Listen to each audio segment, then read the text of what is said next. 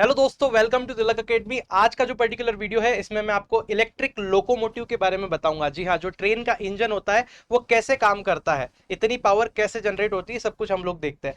तो देखिए, आपके घरों में जो सॉकेट होते हैं जिससे आप नॉर्मली बिजली के अप्लायंसेस चलाते हैं वो कैसे होते हैं, तो उसके अंदर आप नॉर्मली देखेंगे बहुत सारे होल्स होते हैं ना, 5 होल्स होते हैं मेनली। तो अगर आप देखेंगे तो वहां पे दो मेन चीज रहती है, एक तो लाइव वायर रहता है, एक न्यूट्रल वायर रहता है। तो किसी भी बिजली के अप्लायंसेस को आपको चलाना है तो लाइव और न्यूट्रल दो वायर की जरूरत पड़ती है। जैसे कि लेट सपोज आपको एक एसी बल्ब को जलाना है तो उससे हम क्या करेंगे, वायर का कनेक्शन लेते हैं, एक लाइव में डालते हैं, एक न्यूट्रल में डालते हैं, और सर्किट इस तरह से कंप्लीट हो जाता है और बल्ब ग्लो करने लगता है। मतलब कि किसी भी सर्किट में करंट को फ्लो करने के लिए हमको क्या चाहिए, एक क्लोज पाथ की जरूरत होती है।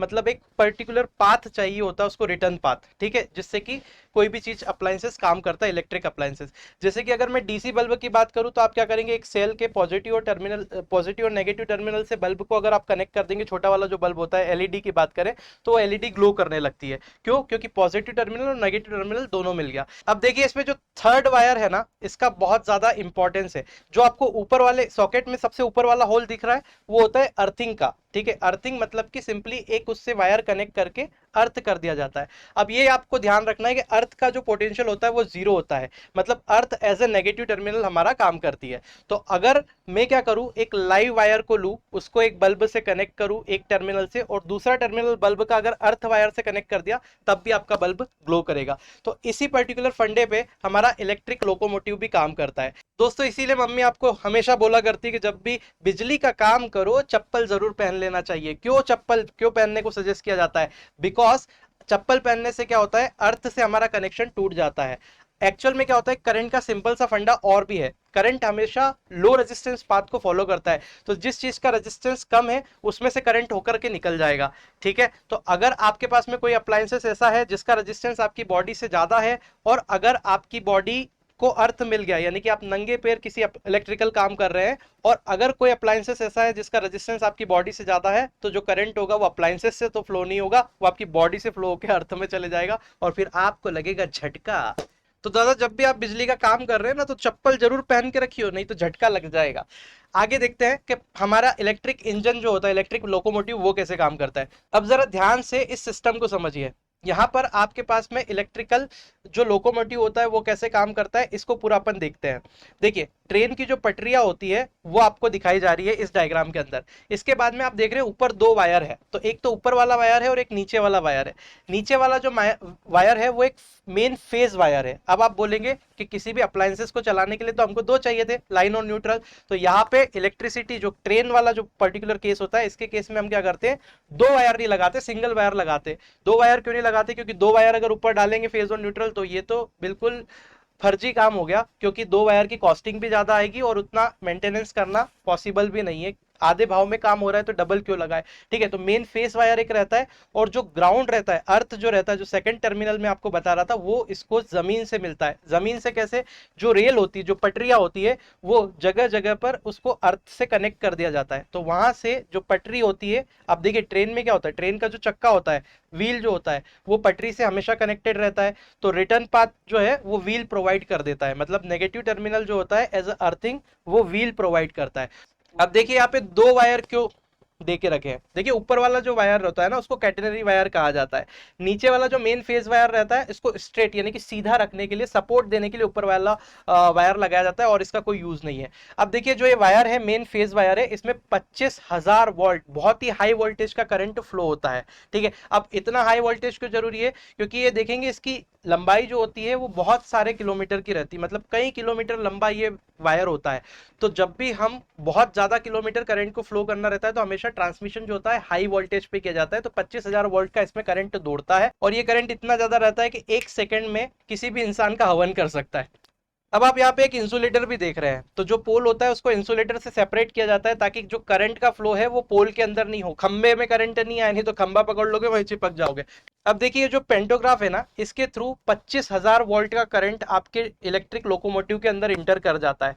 तो क्या इतने ज्यादा करंट पे जो है हमारा रोटर या फिर मोटर्स जो होती है, ट्रैक्शन मोटर्स, वो काम करती है? इतने ज्यादा करंट पे काम करती है क्या? नहीं। इतना करंट होगा तो सब चीज स्वाहा हो जाएगी ड्राइवर के साथ में, ठीक है भाई।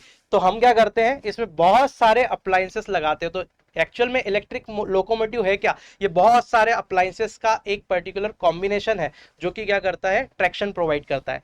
अब दोस्तों देखिए, मैंने आपको क्या बताया था कि जो आपका रिटर्न पाथ होता है वो पटरियों से प्राप्त होता है। तो आप यहाँ पे देखो कि जो पेंटोग्राफ से आपके पास में करंट आ रहा था उसका रिटर्न पाथ कौन है, ये व्हील जो है, ट्रेन का जो पहिया है वो पटरी से कनेक्टेड है, और पटरी जो है आप सेकंड फोटोग्राफ में देखेंगे कि वो अर्थ से कनेक्टेड है। तो जगह जगह पे पटरियों को अर्थिंग कर दिया जाता है, तो जो रिटर्न पाथ होता है ये पटरियां देती है, ठीक है। तो एज अ ये अर्थिंग प्रोवाइड करती है, तो एज अ नेगेटिव टर्मिनल ये इसके लिए काम करती है। तो यहाँ पे हो गया सर्किट कंप्लीट। अब आपका पूरा जो इंजन है, इलेक्ट्रिक लोकोमोटिव है, उसका सर्किट कंप्लीट हो चुका है, तो इसमें करंट फ्लो होगा। लेकिन इसमें बहुत सारे इक्विपमेंट और भी लगे होते हैं जो कि अपना अलग अलग काम करते हैं। चलिए देखते हैं।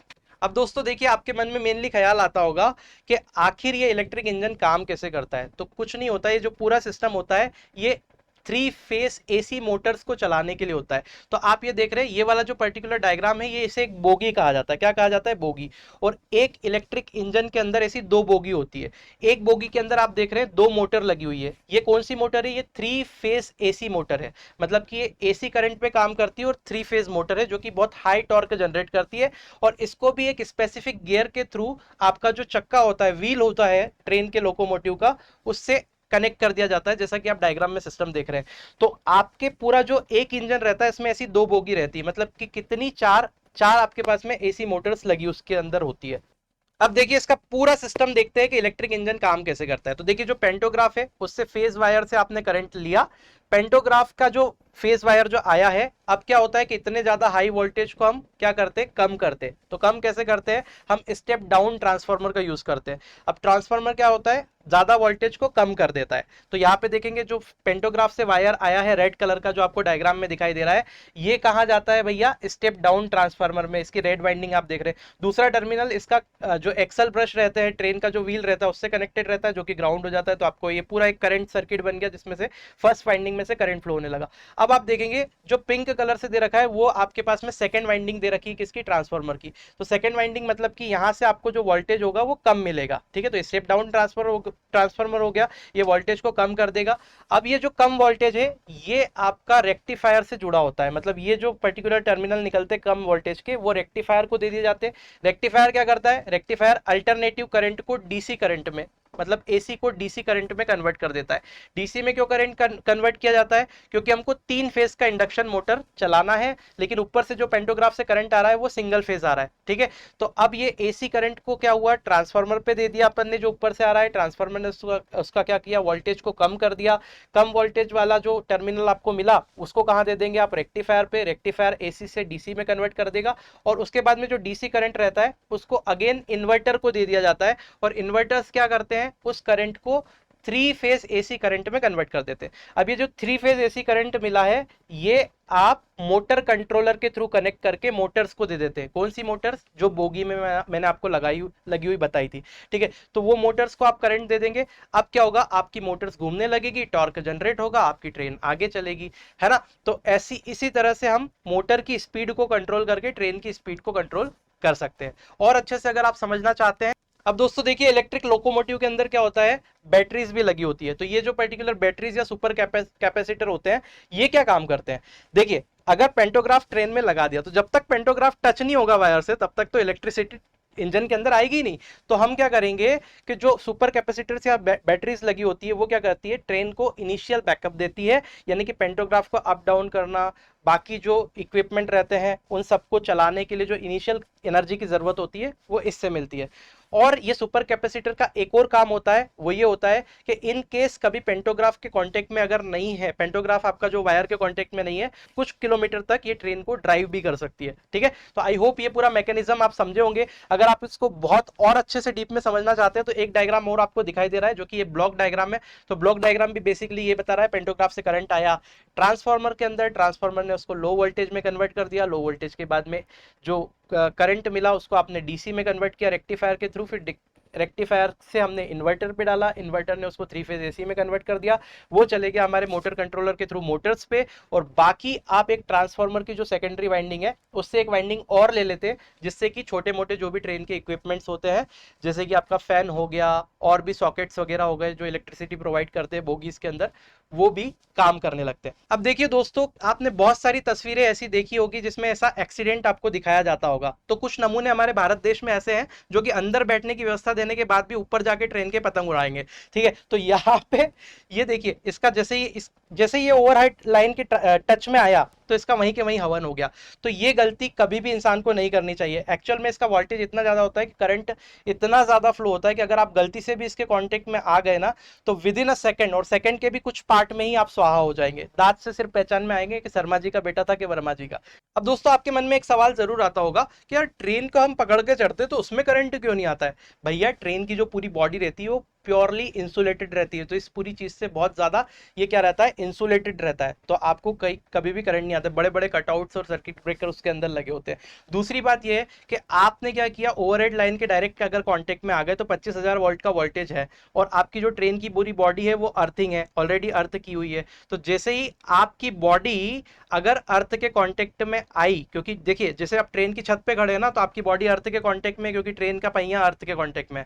ठीक है, तो जैसे ही आप ऊपर वाला ओवरहेड ट्रांसमिशन लाइन के कांटेक्ट में आएंगे तो वो आपका हवन कर देगा, वहीं पे स्वाहा कर देगा। अब आप बोलोगे दादा हम तो चप्पल पहन के खड़े रहते हैं, तो भैया वहां पे चप्पल उप्पल कोई काम में नहीं आती। इतने ज्यादा हाई वोल्टेज में चप्पल से क्या करोगे। चप्पल तो जब काम होती है जो छोटे मोटे इक्विपमेंट आप बिजली के चुटकुले जलाते हो ना घर में, उसमें चप्पल काम में आती है। वहां कोई चप्पल उप्पल काम में नहीं आएगी, उल्टा बाद में चप्पल पड़ेंगी जो अलग। तो दोस्तों, आई होप आपको ये वीडियो पसंद आया होगा। अगर अच्छा लगा है तो इसी तरह की इंटरेस्टिंग वीडियोस देखने के लिए हमारे चैनल को सब्सक्राइब कर लीजिए, बेल आइकॉन को प्रेस करके घंटी दबाना ना भूले। मिलते हैं नेक्स्ट किसी इंटरेस्टिंग वीडियो में, तब तक के लिए जय हिंद।